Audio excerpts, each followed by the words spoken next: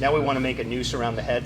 It's not absolutely necessary, but it definitely increases your control, which will give you the confidence to slide a little bit more until you create the angle where you can get that full extension. Right, unless, I mean, I'm not saying there isn't a limit. Like if you were going against, you know, Shaq or something, like, yeah, you just might not be able to do this particular movement. You'd run out of space, but anybody even remotely in your orbit, you should be able to adjust the angle enough. So,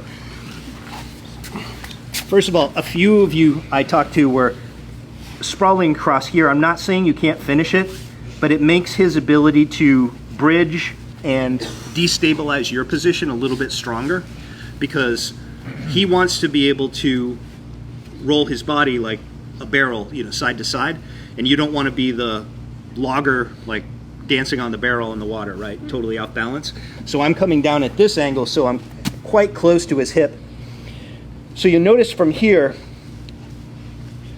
my leg is over, so I have some pretty good stability between holding his head in place, hip against his arm, and my foot's over here. Give me some base.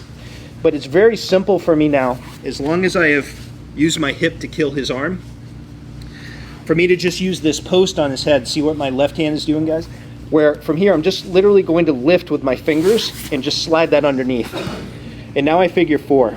So now he's got a figure 4 to worry about. If I pinch my knees together, I can often finish there. But even more so, I still have this toe to just drive a little bit further up if I need to, right? So for your question, Ryan, if I need to get a little farther in, I have his head sandwiched, okay?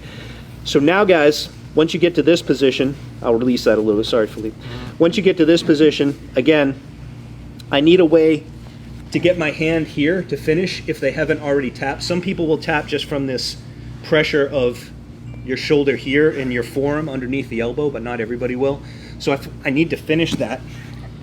I'm shrugging again, so kind of shrug it off.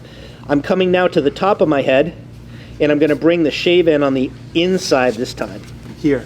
So right at the last instant, the only thing he can do is wiggle his fingers at this point.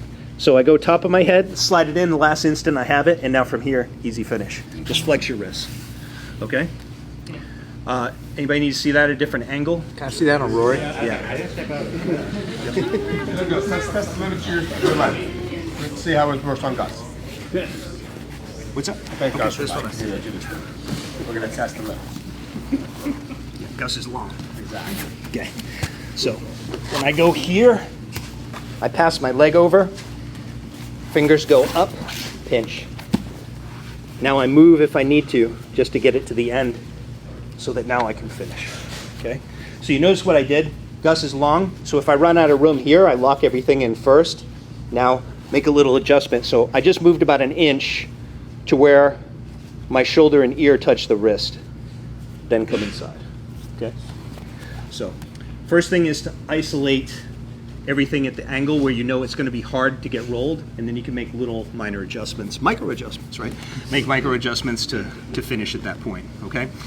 Do you always need to figure 4 your legs? No, but it means that this arm isn't going to get out, and it means that he has a very strong limit placed on his head, which controls his rotation, and now you're pretty well dialed in. Good? Okay, let's go ahead and try that for the finish. 1, 2, 3. Thanks. Yep.